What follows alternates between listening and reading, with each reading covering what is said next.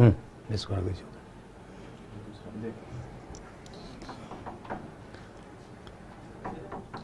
Good evening to all of you. स्वागत है आप सभी का। जल्दी से जुड़ जाइए, जल्दी से जुड़ जाइए ताकि फिर हम लोग जो है आज का सेशन ये प्रारंभ कर सकें। जितने जल्दी आप लोग जुड़ जाएंगे उतने जल्दी हम लोग आज का सेशन जो है प्रारंभ करेंगे। गुलशन जी गुड इवनिंग, आशुतोष जी गुड इवनिंग। आ जाइए सभी लोग।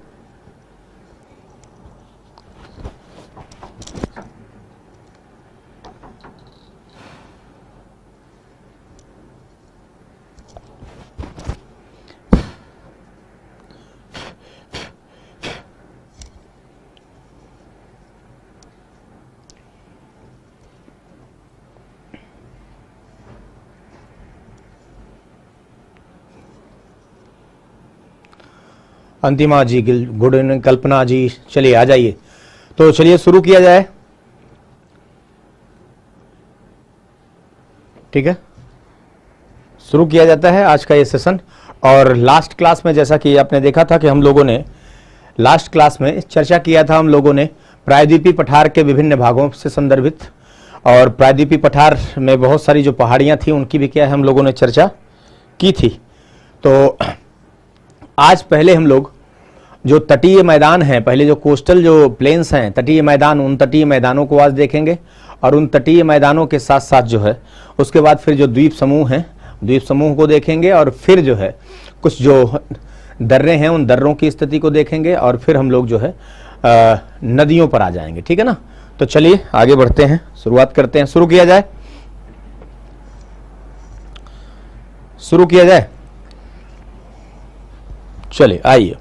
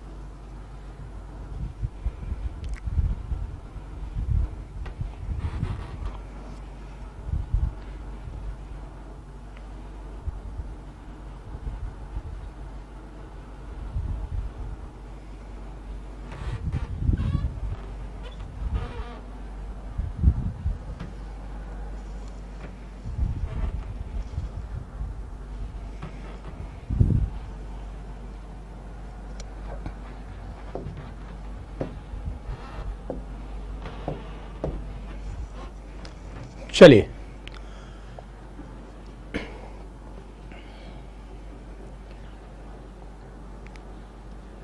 चलिए तो शुरू करते हैं। आज सबसे पहले हमने कहा कि ठीक है,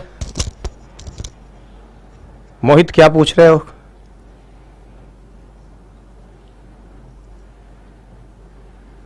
ये सारी चीजें देखिए मोहित, या बाकी और भी ऐसी कोई इंफॉर्मेशन आप चाहिए तो आपको संस्थान से बात करिए, ठीक है ना बेटा।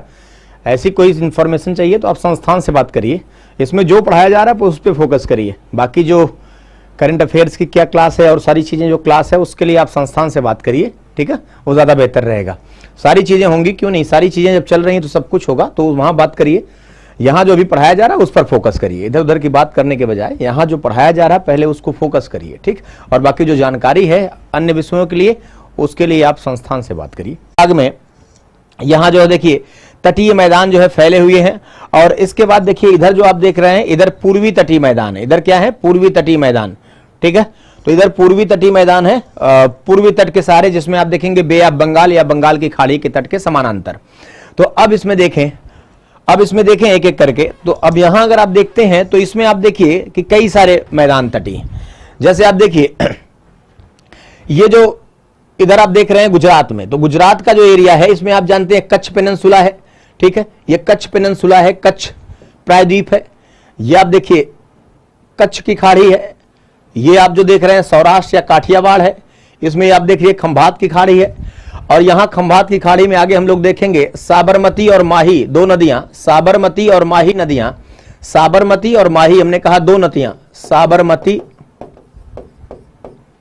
और माही दो नदियां आकर गिरती हैं। ये गुजरात, ये साबरमती और माही जो नदियों का क्षेत्र है, इसको गुजरात मैदान भी कहते हैं। क्या कहते हैं इसको? गुजरात मैदान। इसको गुजरात का मैदान, क्योंकि कच्छ आप देख रहे हैं प्रायद्वीपीय भाग हो गया, काठियावाड़ प्रायद्वीपीय भाग हो गया। तो ये जो आपका रीजन है साबरमती और माही नदियों से प्रवाहित जो क्षेत्र है, ठीक है, नदी बेसिन जो है, वो पूरा जो मैदान है उसको हम क्या बोलते हैं? गुजरात मैदान बोलते हैं।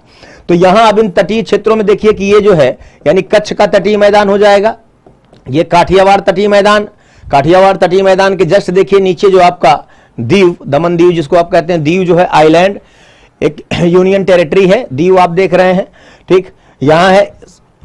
अब इसके अलावा आप देखिए तो ये जो गुजरात का तटीय मैदान हो गया, ये गुजरात का तटीय मैदान हो गया। और ये क्षेत्र आप जान रहे हैं कि इसमें बहुत, जैसे आप देखिए प्राचीन समय में आपने देखा था गुजरात के तट पर लोथल बंदरगाह, अभी कई सारे बंदरगाह इस पर देखिए, जैसे यहां देखिए कच्छ की खाड़ी में इधर कांडला बंदरगाह जो कि एक ज्वारीय बंदरगाह है। कैसा? कांडला बंदरगाह हमने कहा ज्वारीय बंदरगाह है, ठीक। इधर आप देखेंगे पोरबंदर, काठियावाड़ पर पोरबंदर महत्वपूर्ण एक बंदरगाह के रूप में है, ठीक। तो ये जो आप एरिया देख रहे हैं यानी ये जो है बहुत प्राचीन समय से ही व्यापार के लिए काफी प्रसिद्ध क्षेत्र है। और आप देख रहे हैं कि काफी जो है यहां से आदान प्रदान, विदेशियों का भी आगमन यहां हुआ, और यहां से जो है आयात निर्यात जो है तेजी से होता है। तो ये जो आपका है गुजरात तटीय क्षेत्र है, और हमने कहा बहुत इंपॉर्टेंट है। यहां जैसे आप खाड़ी क्षेत्र देख रहे हैं, तो इन तटीय क्षेत्रों में ज्वारीय जो वन है, ज्वारीय जो वनस्पतियां हैं उनके लिए भी महत्वपूर्ण है। इसके साथ हमने कहा कि इधर ज्वारीय बंदरगाह कंडला जो आपको बताया पहले ही। यहां खंभात की खाड़ी में एक प्लेस है, आप देखिए अलंग, यहां खंभात की खाड़ी के तट पर एक प्लेस है अलंग, अलंग जहां जहाज तोड़े जाते हैं, इसी तट पर ये जहाज तोड़े जाते हैं, ठीक है ना। तो ये पूरा एरिया है। यहीं आप देखिए पूरी तरह से जामनगर रिफाइनरी, इसी तट पर यहां जामनगर रिफाइनरी जो है, जामनगर रिफाइनरी है। और जामनगर बहुत बड़े पैमाने पर, जामनगर जो क्षेत्र है वहां बहुत बड़े पैमाने पर रिलायंस ने क्या है वो आम का पूरा बागीचा स्थापित किया, बनाया है, आम का बागीचा जो है लगाया है। बहुत बड़ा प्रोडक्शन बहुत बड़े लेवल पर होता है। तो इन क्षेत्रों को आप याद रखिएगा। अब इधर से जो आप देखेंगे तापी नदी से लेकर, यानी इसके इधर जो मेनली जो महाराष्ट्र और इसका जो है क्षेत्र है, महाराष्ट्र, और ये आप आगे आएंगे तो जो महाराष्ट्र आपका है, महाराष्ट्र और प्लस गोवा, ये जो क्षेत्र है आपका वो कोंकण और गोवा कोस्ट कहा जाता है। वो क्या कहा जाता है? कोंकण और गोवा कोस्ट, कोंकण कोस्ट, कोंकण और गोवा तट। कल आपको बताया था कि ये जो कोंकण जो तट है, कल आपको बताया था कि जो कोंकण जो तट है कोंकण, वो किसका उदाहरण है? वो निमज्जित तट है। वो क्या है? निमज्जित तट है, सबमर्ज्ड है, वो निमज्जित तट का उदाहरण है। कोंकण जो तट है वो निमज्जित तट का उदाहरण है, याद रखिएगा। निमज्जित तट का क्या है? उदाहरण है। काठियावाड़ भी आपको बताया था निमज्जित तट का उदाहरण है, काठियावाड़ भी निमज्जित तट का उदाहरण है, आपको बता चुके हैं। और जो ये कच्छ है, ठीक है, कच्छ क्या है? उन्मज्जित तट का उदाहरण है। और आप देखिए अभी होलोसीन जो चल रहा है, तो अभी काफी होलोसीन काल तक कह लीजिए, ये जो कच्छ वाला आप कच्छ कारण या दलदली भाग देख रहे हैं, तो अभी होलोसीन तक, जो अभी होलोसीन चल रहा है, होलोसीन तक जो है यहां पूरा सागर का अतिक्रमण हुआ करता था। मतलब इस कच्छ वाले भाग पर जो आप देखिए गुजरात इधर, तो पूरी तरह से सागर का अतिक्रमण था, ठीक है। तो कच्छ वाला जो भाग है, हमने कहा होलोसीन काल तक वहां जो है वो सागर का अतिक्रमण देखा जाता है, ठीक। तो याद रखिएगा इस बात को। तो ये एरिया, अब यहां कोंकण जो तट हमने कहा महाराष्ट्र और गोवा का, ये निमज्जित तट का उदाहरण है। और ये जो तट आप देख रहे हैं, ये जो तट देख रहे हैं, इसमें आप देखिए यहां ब्लैक सॉइल, क्या है? ब्लैक सॉइल जो है पाई जाती है, क्योंकि वही लावा, दक्कन लावा का उद्गार हुआ था, तो लावा फैला था, तो यहां क्या है? ब्लैक सॉइल पाई जाती है। और यहां जो वर्षा है इस तट पर, मानसूनी जो वर्षा आगे देखेंगे, तो यहां मानसूनी वर्षा जो है 150 से 200 सेंटीमीटर के बीच होती है। 150 से 200 सेंटीमीटर के बीच मानसूनी वर्षा होती है। और ये कपास के लिए काफी प्रमुख क्षेत्र है, ठीक है। हालांकि कृषि अलग से देखेंगे, लेकिन बाकी इस कपास के लिए काफी महत्वपूर्ण क्षेत्र है। दक्षिणी जो भाग है वो गन्ने उत्पादन के लिए है। तटीय क्षेत्रों में आप देखिए अल्फांसो, जिसको आप हापुस कहते हैं, आम का जो बगीचा वगैरह है वो भी काफी लगाया जाता है। तो आम, यहाँ तटीय क्षेत्रों में आम भी एक महत्वपूर्ण फसल है। तो ये सब एरिया। और इसके बाद आप देखिए जैसे यहां ये कहां तक आएगा, ये कह लीजिए करीब मंगलौर तक, यानी ये पूरा करीब तापी के मुहाने से लेकर कोंकण आपका मंगलौर तक, ठीक है। निमज्जित तट बताया मोहित, निमज्जित तट का मतलब ये वाला है, ये काठियावाड़ निमज्जित है और ये कोंकण निमज्जित है, ठीक है ना। काठियावाड़ निमज्जित और कोंकण निमज्जित। बाकी जो नीचे वाला आप देख रहे हैं मालाबार, मालाबार से लेकर इधर आपका, मालाबार से लेकर इधर कर्नाटका तक, क्योंकि कर्नाटका को भी वैसे मालाबार में ही शामिल करते हैं, हालांकि कर्नाटक को कनारा तट कहते हैं, आगे बताएंगे अभी, लेकिन मालाबार में ही शामिल करेंगे आप देखेंगे। तो नीचे वाला तट यानी कर्नाटक और पूरा केरल और कर्नाटक का काफी हिस्सा ये क्या है, उन्मज्जित है, यानी ये नीचे वाला उन्मज्जित है, और ये कोंकण वाला महाराष्ट्र, गोवा और काठियावाड़ ये क्या है, निमज्जित है। याद रखना है सारी चीजों को। ये पूछे अगर कोई कि कच्छ वाला तट तो उन्मज्जित है, तो ये सारी चीजें याद रखिएगा। चलिए अब देखिए, हमने कहा यहां जो है आप देख रहे हैं, तो ये हो गया आपका ये तटीय क्षेत्र जो है, तटीय मैदान कोंकण। उसके बाद ये मंगलौर तक है, कहां तक है, मंगलौर, कर्नाटक के मंगलौर तक आप कह लीजिए, ठीक है। यहां आप देखेंगे वैसे आप कर्नाटक वाला जो एरिया है, आप जो देखिए, सॉरी ये आपका गोवा तक है, ये गोवा तक है, इसको गोवा तक, ये कोंकण जो तट है ये गोवा तक है। बाकी उसके बाद जो कर्नाटक वाला एरिया है, किसका, जो कर्नाटक वाला एरिया है, कर्नाटका, तो कर्नाटका वाला जो एरिया है उसको क्या बोलेंगे, कनारा या कन्नड़ तट। कर्नाटका वाला जो तट है उसको कनारा या कन्नड़ तट कहते हैं। ध्यान दीजिएगा, इस पश्चिमी तट पर सबसे सकरा जो तट है, पश्चिमी तट पर जो सबसे सकरा तट है, सबसे सकरा, कभी पूछे सबसे सकरा तट कौन है, तो सबसे सकरा तट कौन है, यही कन्नड़ तट या कनारा तट, यानी कर्नाटक वाला जो तट है वो सबसे क्या है, सकरा, ठीक है। चलिए गुड इवनिंग गौरव, आ जाइए सभी लोग जुड़िए और पढ़िए पूरी तरह से पढ़िए, ईमानदारी से पढ़िए और आने वाले समय में रिजल्ट दीजिए। चलिए, तो ये हमने कहा कि जो है कर्नाटक वाला कनारा तट है, कन्नड़ तट इसको आप कह रहे हैं, सबसे सकरा तट यही है। यहां जो आप देखेंगे वर्षा जो है 2 से 250 सेंटीमीटर तक, 250 सेंटीमीटर तक वर्षा इस तट पर होती है, ठीक, ये वाला है। और ये जो तटीय क्षेत्र है बहुत सकरा है, ये बहुत ही हमने कहा सकरा है। यहां आएंगे जो ढाल वाले एरिया पर, जैसे ही पश्चिमी घाट यानी कन्नड़ तट या कनारा तट पर जो पश्चिमी घाट वाला एरिया है, वहां कॉफी की खेती बड़ी अच्छी होगी। वहां जो है कॉफी के साथ साथ आप देखिए तो काजू की खेती काफी अच्छी होगी, तो काजू, कॉफी इन सब की खेती काफी अच्छी होती है, ठीक है। और ये सब प्लांटेशन या रोपण कृषि में आते हैं। हालांकि कृषि पर हमने कहा ना बार बार कि अलग चर्चा करेंगे, लेकिन अभी संदर्भ है तो बताते जा रहे हैं। फिर आप देखिए ये जो आपका है यहां से, यानी लास्ट में ये जो कर्नाटका का लास्ट, यानी इधर मंगलौर से लेकर करीब मंगलौर पत्तन, मंगलौर पोर्ट भी है। देखिए इसमें बहुत सारे पत्तन, जैसे कोंकण वाले एरिया में आप देखेंगे तो कोंकण वाले में आप जानते हैं कि मुंबई एक प्रमुख पोर्ट है। मुंबई से जो उत्तर वाला हिस्सा है वहां आप देखिए, ठीक है, नहवा सेवा के नाम से, जिसको आप जवाहरलाल नेहरू पत्तन कहते हैं, और आधुनिक सुख सुविधाओं से पूरी तरह से, ठीक है, निर्मित है। पूरा आधुनिक रूप से काफी ज्यादा आधुनिक तकनीक का इस्तेमाल इसमें किया गया है। और मुख्यतः वो मुंबई जो है, क्योंकि भार बहुत ज्यादा है, तो मुंबई का भार यानी बहुत ज्यादा भार उस पर है, तो उसको कम करने के लिए इसका विकास किया गया है मुंबई से जस्ट उत्तरी भाग में। इसके बाद हमने कहा कि ये आप देख रहे हैं यहां मंगलौर से लेकर, ये मंगलौर पोर्ट कर्नाटका में है, यहां से लेकर ये आपका कन्याकुमारी, क्या है, कन्याकुमारी, यहां तक का जो आप देखिए भाग है, ये पूरा आपका मालाबार तट। और ये मालाबार तट क्या है, ये इमरजेंस का एग्जाम्पल है। ये क्या है, उन्मज्जन का, हिंदी में उन्मज्जन, ठीक है, इमरजेंस का एग्जाम्पल, ठीक है ना, याद रखिएगा। ये मालाबार कोस्ट,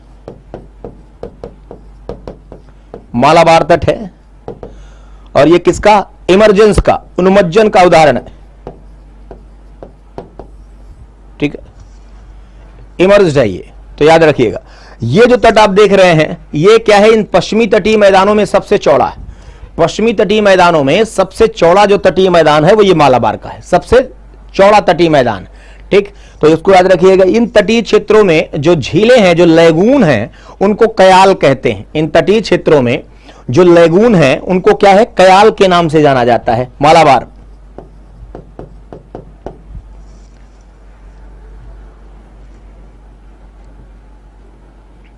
ठीक है, तो उन्मज्जन निमज्जन वाला कॉन्सेप्ट बताया तो था भाई, कल विस्तार से बताया था। उन्मज्जन का मतलब ऊपर उठा हुआ, ठीक है, उन्मज्जन का मतलब स्थल का कोई भाग, जो तटीय कोई भाग है स्थल का, अगर ऊपर की तरफ, ठीक है ना, ऊपर की तरफ उठा है, सागर तल से ऊपर उठा है, मतलब कह लीजिए कि अपलिफ्टमेंट हुआ है, उत्थान हुआ है उसमें, ठीक है, भूमि का हिस्सा समझ लो कोई ऊपर की तरफ उठा है, तो उसको हम क्या कहेंगे, उन्मज्जन।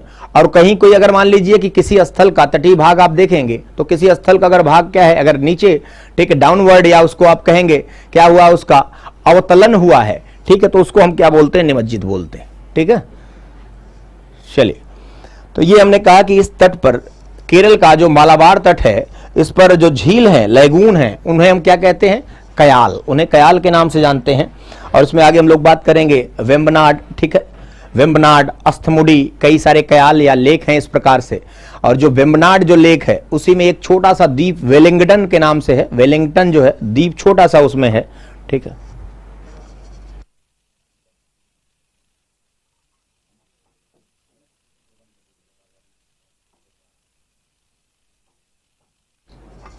चलिए,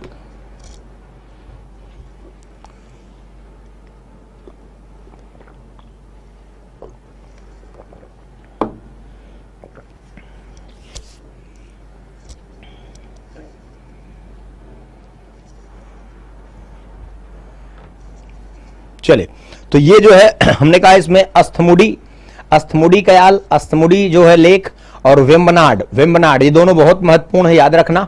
और इसमें वेम्बनाड जो लेक है उसमें बीच में देखेंगे एक वेलिंगटन द्वीप है, ठीक है, वेलिंगटन द्वीप है, जहां सेना का जो है, जो सेना का बहुत सारा क्या है, प्रशिक्षण वगैरह वहां दिया जाता है। ठीक है, वो भी एक महत्वपूर्ण है। और इसके साथ साथ ये जो तटीय क्षेत्र हैं, आगे आप देखेंगे कि ये चावल की कृषि के लिए, ठीक है, चावल की कृषि के साथ साथ इसमें आप देखेंगे मसालों के लिए, रबर के लिए, ठीक है, नारियल के लिए, नारियल के लिए, ये क्या है, काफी महत्वपूर्ण क्षेत्र है। इसके साथ साथ यहाँ बनाना यानी केला, आम, इन सब की क्या है, बड़े पैमाने पर इनकी भी खेती की जाती है। अब इधर आप आएंगे इस क्षेत्र में, और ये वर्षा देखिए सबसे ज्यादा यही वर्षा प्राप्त करता है इधर वाले तट पर, पश्चिमी तट पर सबसे ज्यादा वर्षा यही मालाबार प्राप्त करता है। कितना, ये वर्षा 250 सेंटीमीटर से भी ज्यादा वर्षा प्राप्त करता है, 250 सेंटीमीटर से भी ज्यादा वर्षा प्राप्त करता है। और मुख्य भूमि पर बात करें तो जो दक्षिण पश्चिम मानसून है, आगे मानसून भी पढ़ाएंगे अलग से, तो दक्षिण पश्चिम मानसून जो गर्मियों वाला है सबसे पहले इसी कहां, मालाबार तट पर क्या है, आता है। ठीक है ना, ये भी आप समझिएगा। अब इसके बाद इस तट पर आइए, इधर की तरफ, इस तट की तरफ आइए। अब देखिए ये जो पूर्वी तट है, जो आप देख रहे हैं बंगाल की खाड़ी, बंगाल की खाड़ी के देखिए समानांतर ये उत्तर से दक्षिण की तरफ फैला हुआ है, आप देख रहे हैं। यहां ये उड़ीसा से, कहां से, उड़ीसा से लेकर, उड़ीसा से लेकर इधर देखिए तमिलनाडु, उड़ीसा से लेकर तमिलनाडु तक इधर देखिए फैला हुआ। इसकी जो चौड़ाई है, औसत चौड़ाई, वो पश्चिमी तटीय मैदान की औसत चौड़ाई से क्या है, ज्यादा है। देखिएगा ये पश्चिमी तटीय मैदान, जैसा कि आप देख रहे हैं बहुत सारे क्या है, यहां डेल्टा भी हैं, जैसे महानदी का डेल्टा, इधर देखिए गोदावरी और कृष्णा का डेल्टा, इधर कावेरी का डेल्टा, इधर वैगई नदी, तो बहुत सारी नदियां जो है इस तट पर आप देख रहे हैं डेल्टा का निर्माण करती हैं। और ये जो आप देखिए तट है ये ज्यादा चौड़ा है, तो इसकी औसत चौड़ाई जो है वो 100 से 200 किलोमीटर के बीच। जो आप देख रहे हैं पूर्वी तटीय मैदान है, ध्यान रखिएगा, पूर्वी तटीय मैदान की औसत जो चौड़ाई है वो लगभग 100 से 200 किलोमीटर के बीच, हर जगह एक समान नहीं है, तो 100 से 200 किलोमीटर के बीच ज्यादा है। किसकी तुलना में, पश्चिमी, पश्चिमी जो तटीय मैदान है उसकी औसत चौड़ाई आप देखेंगे लगभग 50 किलोमीटर के आसपास है। ठीक है, मैक्सिमम 50 से 80 किलोमीटर कह लीजिए। तो कुल मिलाजुला कर आप देखेंगे तो जो पूर्वी तटीय मैदान है, पूर्वी तटीय जो मैदान है उनकी चौड़ाई हमने कहा पश्चिमी तटीय मैदान की तुलना में क्या है, ज्यादा है। एक कॉन्सेप्ट यही ध्यान में समझ लीजिएगा, कभी अगर चीजें आती हैं। देखिए जब हमने बात किया था घाट का, पश्चिमी घाट का, तो बताया था पश्चिमी घाट की औसत चौड़ाई भी यही बताया था, लगभग 50 किलोमीटर के आसपास। ठीक है, 50 to 80 मैक्सिमम। वहां हमने आपको पश्चिम पूर्वी घाट के बारे में बताया था, पूर्वी घाट की जबकि चौड़ाई है वो 100 से 200 किलोमीटर।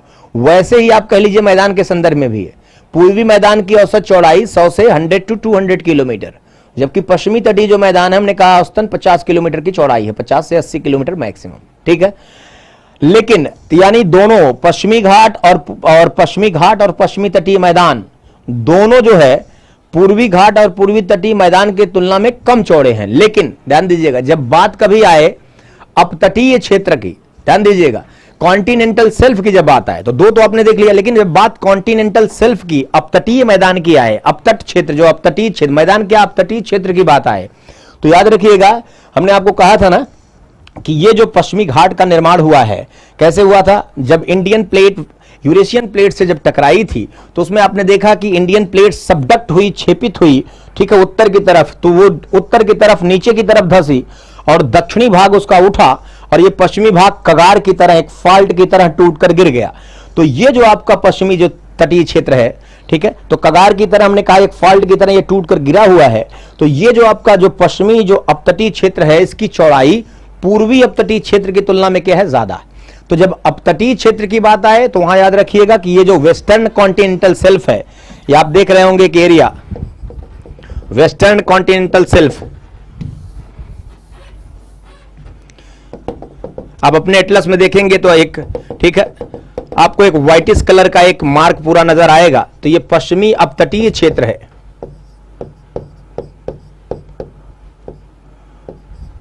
अपतटीय क्षेत्र, अपतटीय क्षेत्र, कॉन्टिनेंटल, वेस्टर्न कॉन्टिनेंटल शेल्फ, ठीक है। ये जो कॉन्टिनेंटल शेल्फ है वेस्टर्न वाला, वो ईस्टर्न की तुलना में क्या है, ज्यादा चौड़ा, ठीक है। इस बात को आप याद रखिएगा, पश्चिमी अपतटीय क्षेत्र क्या है, पूर्वी अपतटीय क्षेत्र की तुलना में ज्यादा चौड़ा है। जबकि हमने कहा था पश्चिमी जो आपका घाट है और पश्चिमी जो तटीय मैदान है वो ठीक कम चौड़ा है किसकी तुलना में, पूर्वी की तुलना में। तो ये अंतर स्पष्ट, इसको आप जो है समझ लीजिएगा, प्री के लिए काफी महत्वपूर्ण होता है ये, ठीक है ना। चलिए अब इसके साथ साथ आप देखेंगे इसमें जब इसका विभाजन किया जाता है इन तटीय मैदानों का, और ये पूरा तटीय मैदान चावल की खेती के लिए उपयुक्त है, क्योंकि यहां वर्षा भी क्या होता है 150 सेंटीमीटर, कम से कम मिनिमम 100 से तो ऊपर होती ही है, तो 150 सेंटीमीटर से ऊपर वर्षा भी होगा अधिकतर तटीय मैदानों में जो इधर वाले हैं। और इसके साथ साथ गर्म जो है क्षेत्र है, ठीक है, विस्तार ज्यादा है, डेल्टा के विस्तार ने मैदानों की चौड़ाई, यहां तटीय मैदानों की चौड़ाई को बढ़ा भी दिया है, तो इसलिए चावल के लिए काफी प्रमुख ये जो है क्षेत्र है। अब इनको आप देखिए तो मूलतः दो भाग में बांटते हैं, ठीक है, मूलतः दो भाग में। एक आप ये देख रहे हैं कि ये अधिकतर जो आपका क्षेत्र है तमिलनाडु का, देखिए वैसे तो आप जानते हैं तमिलनाडु का जो कोस्ट है, तमिलनाडु का तट, उसको कोरोमंडल कहते हैं। क्या कहते हैं, कोरोमंडल, कोरोमंडल क्या कहते हैं, कोरोमंडल।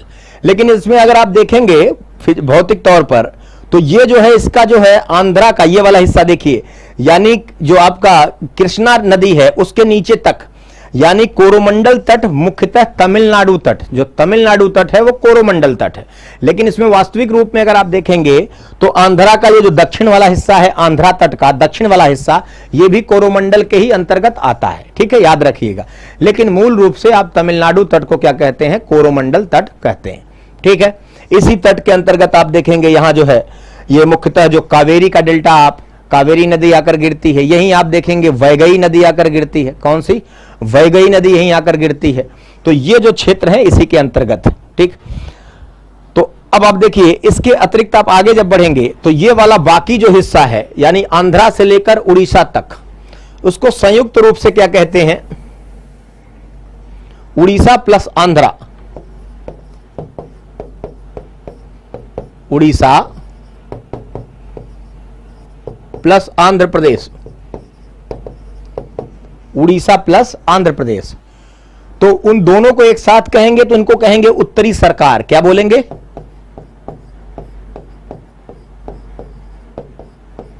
इन दोनों को एक साथ कहेंगे उत्तरी सरकार। क्या बोलेंगे, उत्तरी सरकार, ठीक है, नॉर्दर्न सरकार। लेकिन जब आप इन्हीं को अलग अलग करेंगे तो आप देख लीजिएगा, अगर इनको आप अलग करेंगे तो उड़ीसा वाले तट को अलग करेंगे तो इनको हमने कहा उड़ीसा वाले तट को, उड़ीसा देख रहे हैं ना, उत्कल, ठीक है, उत्कल। जैसे आप राष्ट्रगान कहते हैं तो द्राविड़ उत्कल बंग, तो उसमें उत्कल यही उड़ीसा ही है, उड़ीसा, तो इसको उत्कल तट कहते हैं, उत्कल तट, उड़ीसा का क्या, उत्कल तट, ठीक है। इसी उड़ीसा में उत्कल तट के अंतर्गत आप देख रहे हैं इसमें जो महानदी का डेल्टा है, जो चिल्का जो झील है, महानदी डेल्टा के दक्षिण भाग में स्थित चिल्का झील वाला जो क्षेत्र है, महानदी का डेल्टाई क्षेत्र है, ठीक। ये सारे जो क्षेत्र यहां तक ये पूरा इसी में आ जाता। और बाकी आंध्रा को अलग से आप देखेंगे तो आंध्रा को आप कोस्टल आंध्रा या तटीय आंध्रा भी कहते हैं, आंध्रा तट, आंध्र तट कहते हैं, आंध्र तट कहते हैं। इसी आंध्र तट के अंतर्गत आप देखेंगे केजी जो डेल्टा है, कृष्णा गोदावरी जो डेल्टा क्षेत्र है वो आता है। तो इस तटीय क्षेत्रों में आप देखेंगे डेल्टा के निर्माण के कारण, डेल्टा के निर्माण के कारण ये जो क्षेत्र है, डेल्टा के निर्माण के कारण ये ज्यादा चौड़े। ठीक, इस बात को आप पूरी तरह से क्या है समझ लीजिए। तो इसको आप याद रखिएगा, ये तटीय मैदानी क्षेत्र है। कैसे क्षेत्र हैं? तटीय मैदानी क्षेत्र है। तो इसको ध्यान में रखिएगा, ठीक है। अब आइए हम लोग बात कर लेते हैं, थोड़ा सा द्वीप समूहों की बात कर लेते हैं। आइए द्वीप समूहों की बात करें, अंडमान निकोबार द्वीप समूह। और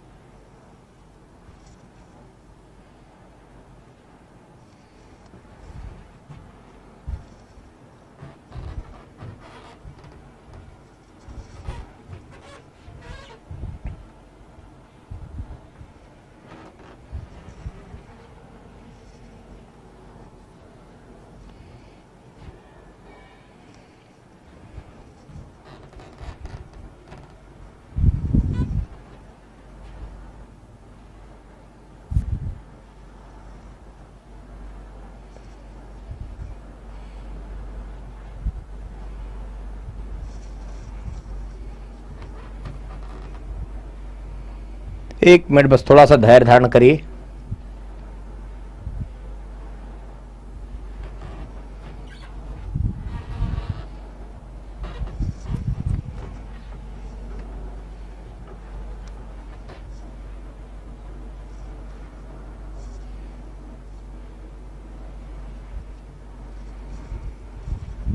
कई बार फाइल समझ में नहीं आती, कहाँ चली गई।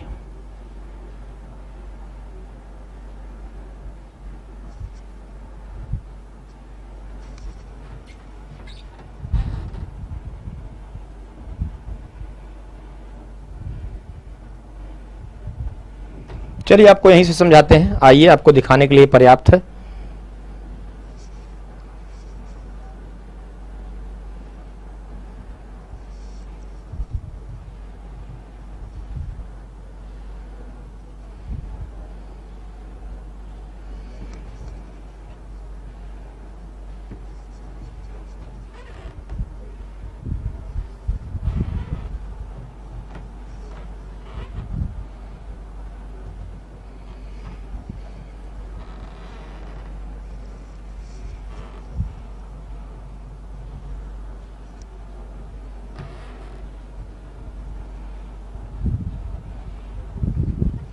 चलिए देखिए, बात करते हैं अंडमान निकोबार द्वीप समूह। ठीक है, बात करते हैं अंडमान निकोबार द्वीप समूह की। आइए थोड़ा द्वीप समूहों की बात कर लेते हैं। अब देखिए, जैसे भारत में आप जानते हैं कि बंगाल की खाड़ी में अंडमान निकोबार द्वीप समूह, और इधर की तरफ आप देख रहे हैं लक्षद्वीप, इधर की तरफ आप देख रहे हैं लक्षद्वीप समूह, और इधर की तरफ क्या है? अंडमान निकोबार द्वीप समूह, इधर बंगाल की खाड़ी में। तो भारत की तरफ क्या है? दो। अब इसमें आप देखिए, जो बंगाल की खाड़ी में जो अंडमान निकोबार द्वीप समूह है, इसको आप समझिए। पहले तो सबसे पहले कि इसका निर्माण कैसे हुआ। तो निर्माण की जब बात है तो आप ये देखिए कि माना जाता है, इधर से देखिए आप, जैसे ये हिमालय है और इधर से ये पूर्वांचल हिमालय देखिए, तो ये माना जाता है कि ये जो पूर्वांचल हिमालय है, समझिएगा, तो अधिकतर विद्वान इस बात पर सहमत हैं कि ये पूर्वांचल हिमालय का ही दक्षिणी विस्तार है। पूर्वांचल जो हिमालय आप देख रहे हैं उसी का दक्षिणी विस्तार है, जो कि क्या है? अधिकतर इसका हिस्सा सबमर्ज्ड है, सागर के अंदर निमज्जित है या डूबा हुआ है। जहां जहां ये ऊपर है वहीं वहीं आप देखिए द्वीप के रूप में क्या है? स्पष्ट आपको दिखाई दे रहा। तो एक तो ये है कि इसका मतलब ये जो है वो पूर्वांचल हिमालय का ही दक्षिणी विस्तार है। ठीक, अब इसमें जैसे ये हुआ कि इसका निर्माण